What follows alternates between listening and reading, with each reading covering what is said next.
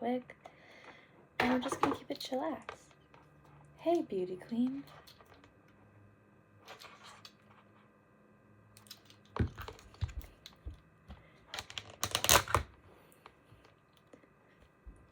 Hi everybody, welcome back to Life in Progress with Mila, because we're all works in progress, where I not just talk about college life and life in your 20s, but also like spirituality, wellness, beauty industry, business, like anything that makes you feel like a hot, smart, rich girl, like smart cookie kind of deal, you know, because it's all about living your best life in your 20s, but also manifesting like your best life when you're in your 20s. And I'm a firm believer, of course, we're all works in progress, and that's the whole vibe, because you see me learn and grow, and I tell you in real time what actually works. So since it's late and I'm in such a good mood and my skin is looking real good and I'm really comfy, along with complaining about how bad public transportation is, I'm also going to talk to you about all of the study habits, homework tips, and of course the self-care habits that keep me from having an absolute mental breakdown every single second of the week as a full-time college student who works in the beauty industry, and on top of that has made the dean's list for the third time. And I don't mean any dean's list, I mean the good one. It means that I'm really good at school. It means I get A's. It doesn't mean that I vandalize property or anything, whatever that could be. Honestly, the Greek life, it's just not uber fantab for me. It's just not very interesting. Anyway, as someone who is neurodivergent, you would probably really enjoy hearing this, because probably a few days ago, I'll be honest, like back there, I definitely had a few mental breakdowns for sure.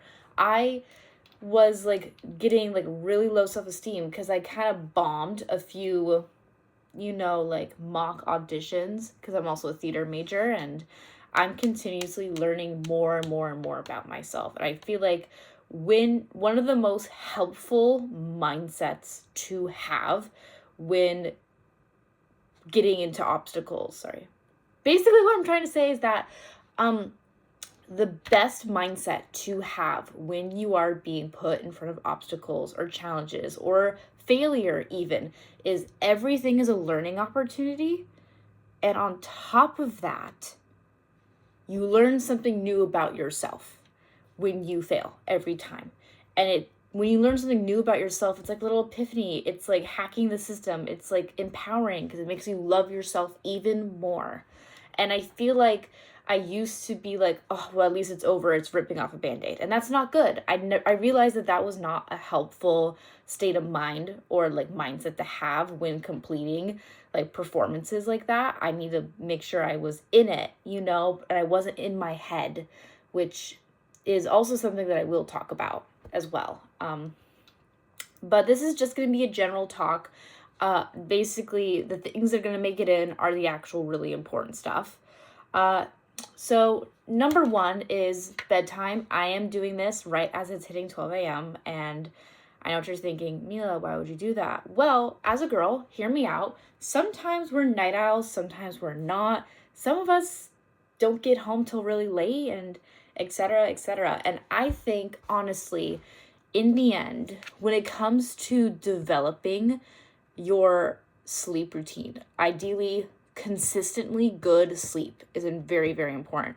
But if you are someone who's neurodivergent, you're a woman, or you're like very spiritual and you feel like you are like so incredibly like sensitive to the moon and your cycle, because like then sometimes it's okay to stay up late. Like if you are feeling compelled to stay up late and you just can't fall asleep, whether that's anxiety or something, that's a sign that you should do something productive with it.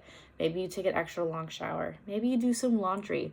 Maybe you journal. Maybe you write. Maybe you like do some type of extracurricular thing. Maybe you pensive bake. I don't know. But usually those things really help you fall asleep, like meta quickly. But anyway, hygiene is really important if you're neurodivergent. And of course, as a college student, I have showered every day. And it's really hard for me to do that. It used to be super hard. And then I decided to do the smart thing where I decided that along with my makeup shower, and skincare routine, there would be two different versions of it. There would be like the 5 minute, and then there would be like the 10 minute plus version of it.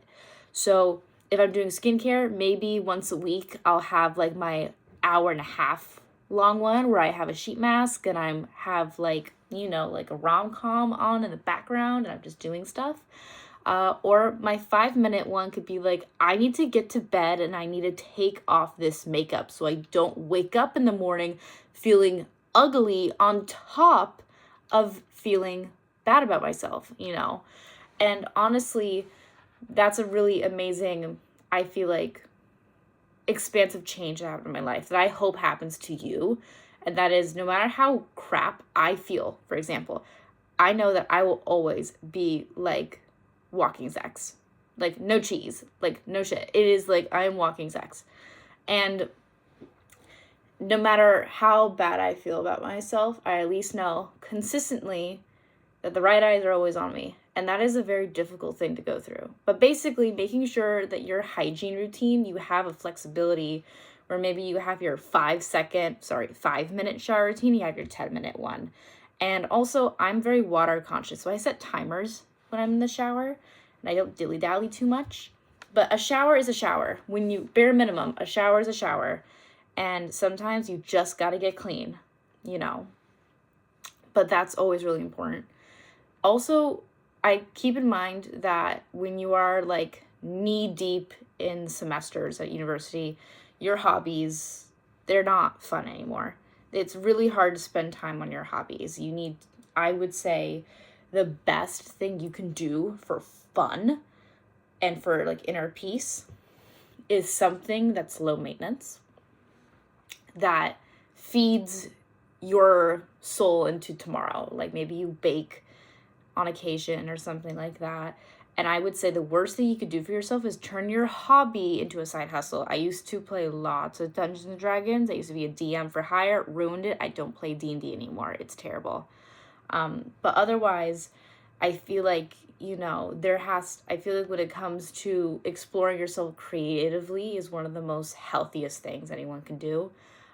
So having that little balance of making sure that it's okay for you to maybe, if it means you losing sleep, that you have like an extra 45 minutes or an hour in the evening where no one is like talking about and it's just you looking at the camera and vibing.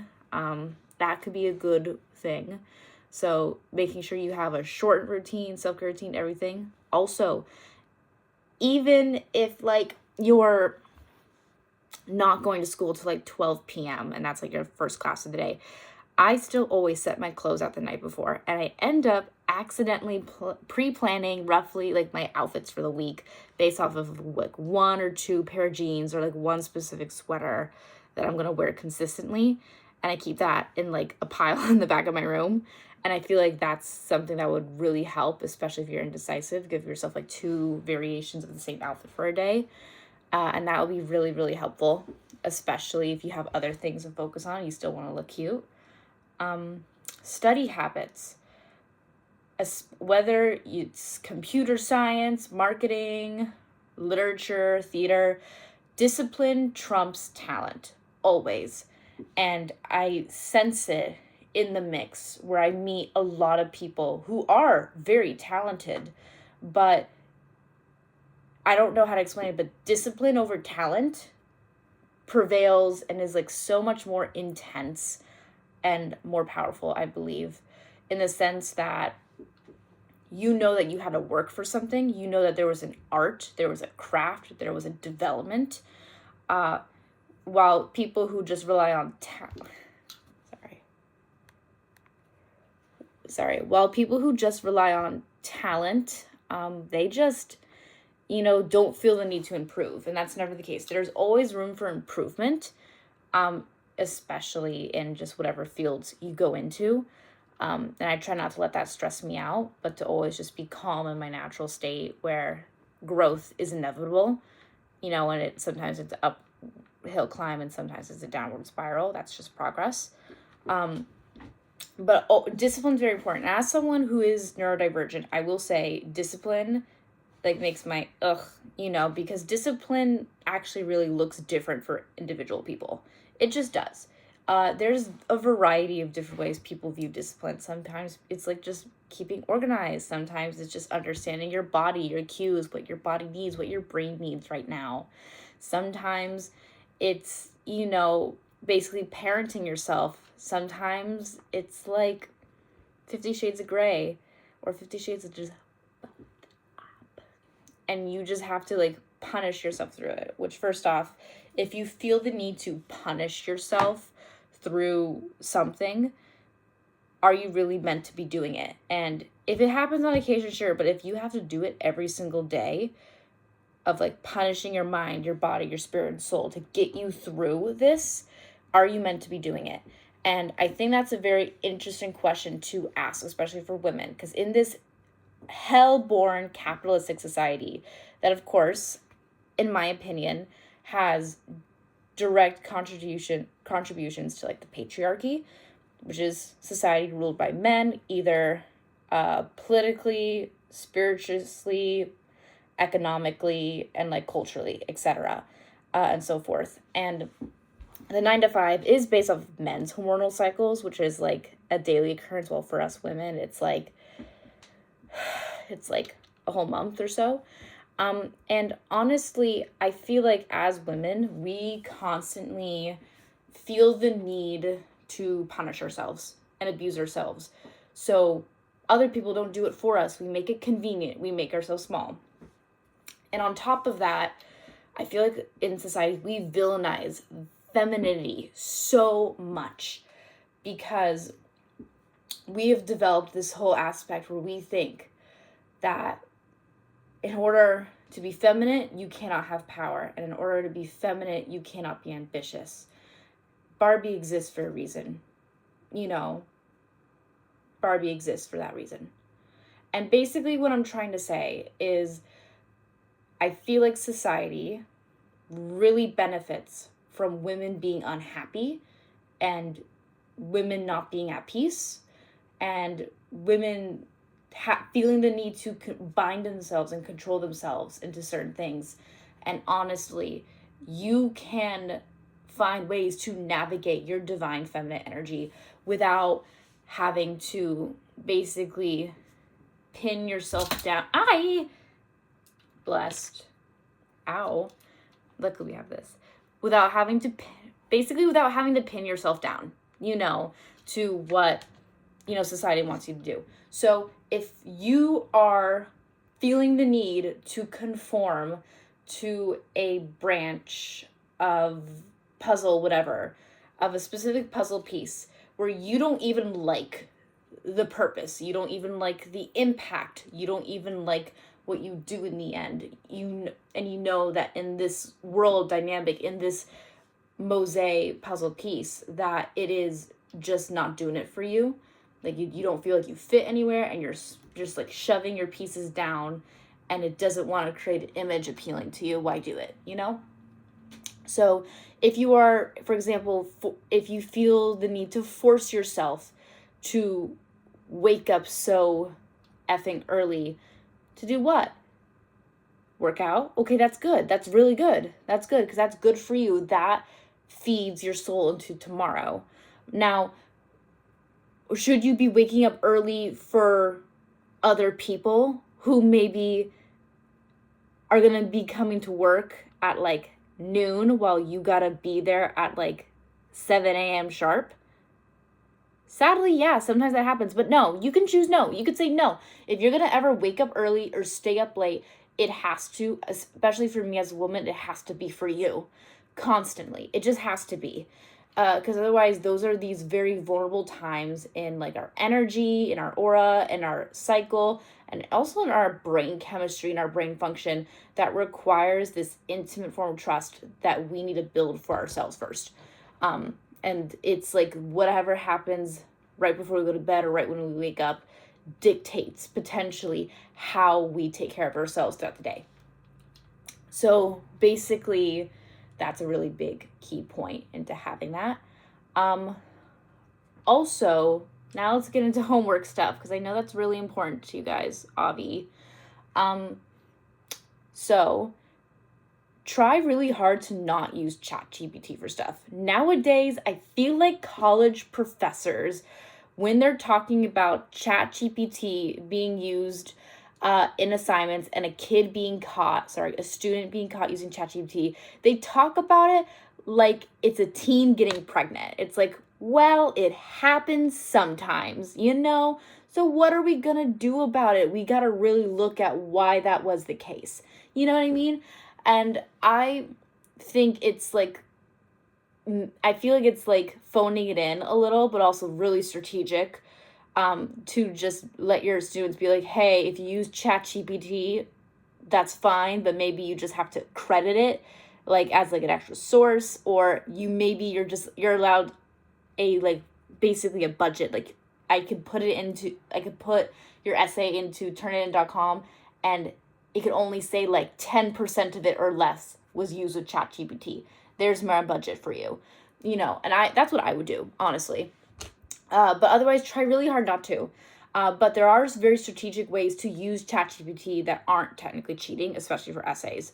So, for example, if you have trouble coming up with theses and you just really do not care whatever you write, you just need to have something to write about, you can easily ask ChatGPT for thesis ideas. You could just basically say, hey, buddy old pal, I'm taking this class about this. We've recently been talking about this. We discussed themes like this, and then pop in like a few 2 keyword definitions. And also we talked about this movie or something. Can you give me like 5 thesis ideas for like a short, like general, like essay? And that has saved my butt so many goddamn times.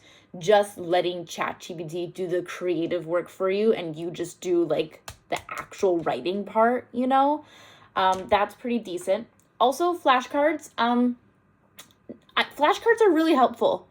I'm trying to do paperless as much as I can because I think writing is a very spiritual thing for me. But Quizlet, super, super helpful. Also, if you're lucky, sometimes you could go on to Quizlet and you could find people who took the exact same class with the exact same professor at the exact same university at the exact same time at some point a year ago or a semester ago, and you're able to get word for word, question for question, all the quizzes and exams. As a junior, spring semester junior in university, super junior, I would say, I will honestly tell you that's only happened to me once. So don't rely on that. But I will say, if you are someone who knows that they're going to do a lot of reading, or you're given a reading assignment, pro tip, count the pages of how much you have to read before the next class and then go into reading. This is what like law students do, because they have to read so much and then they have to talk about it as if they actually read it. Ugh. But basically, count the pages, be like, okay, so this is like 40 pages. I got 2 days. Do I actually want to count the hours leading up to that class period at 4:00 in the day? Or do I want to save that mental capacity for getting a Starbucks, talking to friends, and maybe doing a little bit of other homework? That's a very good thing to ask. If you were asking yourself that, smart cookie. I love that. Love that for you. But basically what I'm trying to say is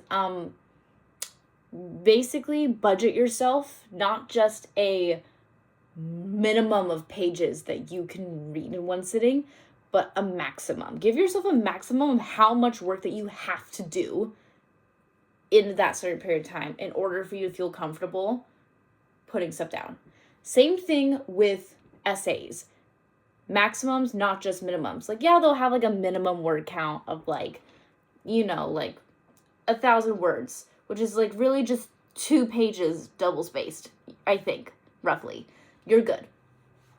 Don't worry about that. And I'll get into how to calculate how many pages you would need to write, or how to calculate how long your paragraph should be, because you want to budget your words so well. So if you, for example, know for a fact that you need something that is 1,000 words or more, you can outline your essay in bullet points per paragraph, and you can calculate how many words minimum to maximum each paragraph has to be, so then you do not accidentally do more work than you need to per period.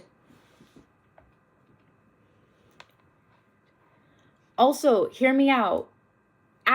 Feel free to interject and ask questions in class. I would sometimes feel so gosh darn stupid, but a lot of times it works out for me because professors like it, you know, and there's no such thing as a truly fully dumb question, you know. So I feel like, you know, speak your mind, you know, and also like make sure that like you're able to at least respond based off of the first thing you heard and the last thing you heard from the whole spiel that a student or a professor gave you, if you are on ultimate survival mode. Also, when you are taking notes, I've talked about this before on my Instagram and my TikTok. I did a short video on it, and that is making sure that you highlight or start the things that professors say multiple times, that you also leave like a little tiny like little room in your notes for goofing off or writing any weird ideas you might have, because you know pressing it will make you focus less, honestly. But also other things like probably writing down your key terms and everything like that. And also if your professor is a stickler and like talks super freaking fast and you need like to write down everything perfectly, and you know that you're a dyslexic sexy bitch, and you know you get held up on spelling and respelling and rewriting certain words, abbreviate. As long as you're able to listen and like read your notes, you're good. Not unless you're planning on like selling your notes as like a study guide on the internet, which I might recommend, honestly. Top tier. Pretty spectacular. But otherwise, general discipline, note-taking, minimum, maximums. Give yourself your minimum, but give yourself your maximum of how much you are willing to do. That's the best mindset shift. Instead of being like, oh my gosh, this is the minimum I have to do before I go to bed. No, that's not a good mindset to have. And that makes it feel like that you need to reward yourself for basic human things like sleep, eating, food, etc., showering. That's not appropriate. That's like scarcity mindset. That's the whole thing I talked about previously about abusing ourselves as women in general. View it as maximums. Be like, okay, this is the maximum that I like got to do, so I can then go to bed in like a manner that I deem fit. Period. Top tier. So basically, I gave you some ultimate validation, self-care hacks, self-care talk, study habits, homework habits, etc., you know, and everything like that. Also, check your homework portal at the beginning of the week and read the instructions so carefully, because I'll have professors that be like, it says it's due on Friday, but the first half is due on Wednesday, but I won't like specify that correctly. Also, always read the syllabus. I get away with it sometimes, and I just like, always read the syllabus. And also, like, do the best you can to not buy the textbooks right away. You could get them for free online all the time. You could use the library. Yes, the library. Because there's so much freaking money. Oh my God. You know, and also only, you know, care about what you can control. So if you are a theater major and you're like auditioning and prep, the things that you can control is being prepared. That's knowing your lines, being in the zone, being professional, you know, practicing, etc.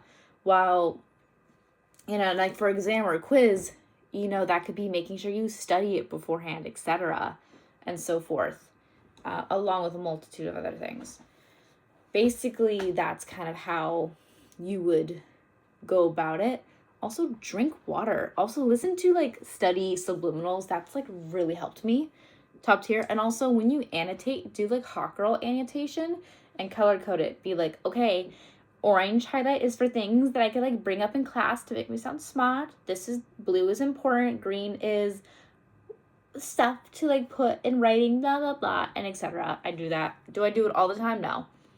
But basically, hot girl annotating, so forth. And yeah, that's kind of the gist. Take care of yourself, take care. Know that procrastination is not that big of a deal. Sometimes it's a form of self-care. But yeah, I would say making sure that you at least have a safety net, a safety space. Like maybe you have one time in the evening where you have to dedicate it to yourself. Hot girl habits. I time block on my calendar self-care. So sometimes that's going to be like, I need to make sure I eat a proper meal. I shower. I have alone time. Not doom scrolling and so forth. But basically, yeah, that's it. It's getting kind of late, guys. Stay safe, stay tidy, stay cozy, and get straight A's, queen. But yeah, you're hot, you're smart, you're sexy, you're rich, you're doing all this, and yet you are still looking fab and fine and fabulous, and I absolutely adore you. And thank you for being here, because remember, life is a work in progress. We are all works in progress, because progress is an uphill climb, and sometimes it is a downward spiral. Sometimes it's an M. Night Shyamalan movie, and sometimes it's a Tim Burton movie. Sometimes it's Wes Anderson. It's just how life is sometimes, you know? And I love to talk about wellness, self-care, and spirituality, and like manifesting and upgrading your life based off of what is working for me in the moment, so you know it's actually doing its job, you know? So forth. Because I am constantly trying to figure out what I want to do with this channel. Do I want to talk about business marketing, society, cultural stuff? Do I want to talk about womanhood more? Do I want to talk more about wellness and beauty? And I could still totally, you know, do a little bit of everything. And that's like my whole jam. So I'd say tell me in the comments what the vibe is, because I'm very happy with just blabbing. But yeah, go to bed.